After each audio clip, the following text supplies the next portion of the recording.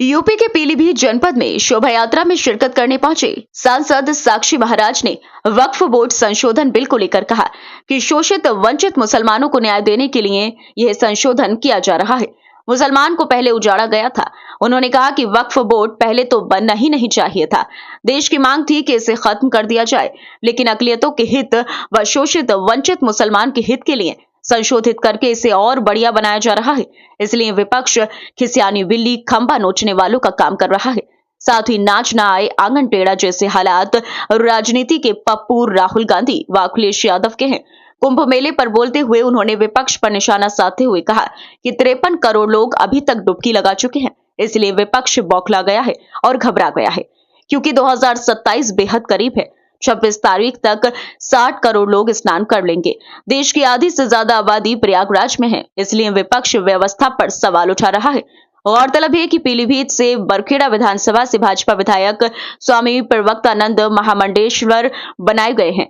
उन्होंने शोभा यात्रा निकाली थी। स्वामी प्रवक्तानंद ने बताया कि अखिलेश्वर मंदिर का निर्माण हुआ है। 5.25 फीट की शिवलिंग स्थापित हुई है। प्राण प्रतिष्ठा 5 दिन से चल रही है, जो 17 तारीख तक चलेगी। इसी कार्यक्रम में सांसद साक्षी महाराज पीलीभीत पहुंचे थे। इंतजामी है। उत्तर प्रदेश की आबादी 22.5 करोड़ से 23 करोड़ है। अब तक 53 करोड़ आस्थावान लोग संगम में डुबकी लगा चुके हैं, बौखला गए हैं, घबरा गए हैं। 2027 सामने है और अब तक 53 करोड़ लोगों ने संगम में गोता लगा लिया है। 26 तारीख आते आते मुझे लगता है 60 करोड़ का आंकड़ा पूरा होगा। लगता है कि हिंदुस्तान की आधी से ज्यादा आबादी प्रयागराज में है, संगम में है, गोता लगा रही है।